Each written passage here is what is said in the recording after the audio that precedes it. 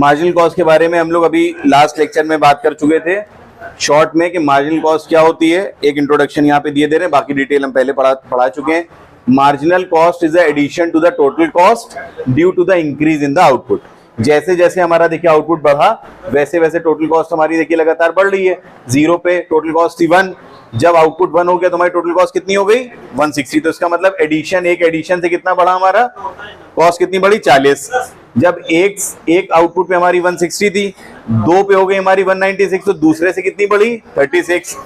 2 से 196 तो तीसरे से कितनी बढ़ी 222। कितना एडिशन हुआ 26। ऐसे ही लगातार अगर आप देखिए तो लास्ट में 290 थी 5 से, और 6 से हो गई कितनी 354। तो 6th वाले से कितनी हुई, 6th यूनिट से कितनी हुई 64।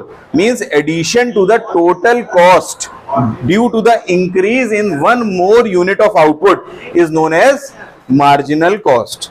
Am I clear? ये पिछले लेक्चर वाला हमने इसलिए नहीं मिटाया क्योंकि यहाँ पे अगर आप देखिए कि वेरिएबल कॉस्ट, एवरेज कॉस्ट और मार्जिनल कॉस्ट तीनों मिनिमम है, लेकिन मार्जिनल कॉस्ट 3rd यूनिट पे मिनिमम है, वेरिएबल कॉस्ट 4th पे और एवरेज कॉस्ट 5th यूनिट पे आपकी मिनिमम हो जाती है। क्लियर? चलिए अब हम लोग देख लेते हैं आगे, ध्यान से देखिए।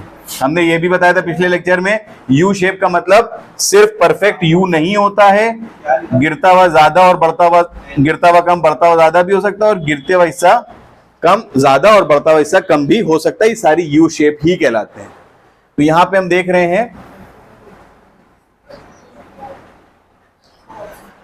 अब देखिए सबसे पहली इंपॉर्टेंट बात ध्यान रखिएगा, मार्जिनल कॉस्ट का कोई रिलेशन, मार्जिनल कॉस्ट का कोई रिलेशन फिक्स कॉस्ट से नहीं होता है।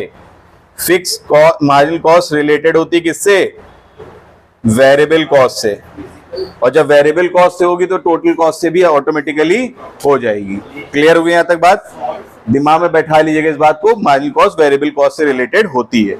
फिर ये दोनों यू शेप क्यों होते हैं मैं पहले भी बता चुका हूं, ये खुद भी यू शेप है। इन सब की वजह है law of variable proportion. U shape का मतलब ही होता है वेरिएबल प्रोपोर्शन को फॉलो करना। मतलब 2 शेप्स हैं, एक ये और एक ये।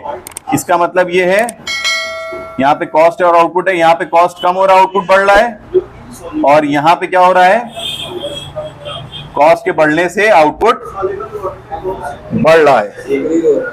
यहाँ पे कॉस्ट कम हो रही है और आउटपुट बढ़ रहा है, यहाँ पे कॉस्ट बढ़ भी रही है और आउटपुट भी बढ़ रहा है। इसका मतलब कॉस्ट का बढ़ना आउटपुट के साथ एक नुकसान की बात है, डिक्रीजिंग रिटर्न है, और कॉस्ट का कम होना ये क्या है, इंक्रीजिंग रिटर्न। इसके पीछे होता है law of variable proportion. Detail video, detail lecture पहले भी दिया जा चुका है। इन शॉर्ट स्पेशलाइजेशन इसकी सबसे बड़ी वजह हो सकती है। जैसे जैसे हम काम करते जाते हैं, किसी प्रोसेस को हम अंडरटेक करते जाते हैं, वैसे वैसे हम उस काम में स्पेशलाइज होते जाते हैं। हम काम को जब डिवाइड करते हैं तो हम उस काम में स्पेशलाइज होते जाते हैं। जब हम स्पेशलाइज हो जाते हैं तो मेहनत हमारी कम लगती है और हमारा काम, हमारा आउटपुट ज्यादा मिलता है, एफिशिएंसी हमारी इंक्रीज हो जाती है। As simple as that. और उसके बाद जब एक लिमिट से ज्यादा हो जाती है चीजें, एक लिमिट से ज्यादा अगर हम लोग काम करेंगे, कोई भी किसी भी वर्क को अंडरटेक करेंगे, तो वहां पे हमारी एफिशिएंसी काम बढ़ने के साथ क्या हो जाएगी, आउटपुट बढ़ने के साथ कम हो जाएगी, क्योंकि हमारी एक एफिशिएंसी की लिमिट है। हम थक जाएंगे, ठीक है, हमारे जो फिक्स फैक्टर है वो फुल्ली यूटिलाइज हो जाएंगे।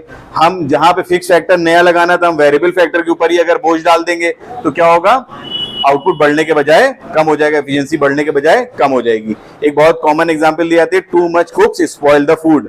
अगर एक हांडी रखी है खाने के लिए और उसमें एक आए, अरे इसमें शायद नमक नहीं है, डाल दिया, चला गया मुस्कुराता हुआ। दूसरा है, खुशबू तो अच्छी है, नमक नहीं है शायद। अगर 10 कुक्स ने एक ही खाने में नमक डाल दिया, 2-2 चुटकी, तो 30 चुटकी नमक हो गया। फिर क्या होगा, ठीक है, वही हाल होगा यहाँ पे, है ना, डिक्रीजिंग रिटर्न मिलेगा। तो यू शेप की वजह भैया ये हो गई। अब इस कर्व का जो सबसे बड़ा और सबसे इंपॉर्टेंट सवाल है वो रिलेशनशिप बताना है हमें एसी एंड एमसी में। एसी और एमसी में क्या रिलेशनशिप है, मतलब एवरेज कॉस्ट में और मार्जिनल कॉस्ट में क्या रिलेशन है।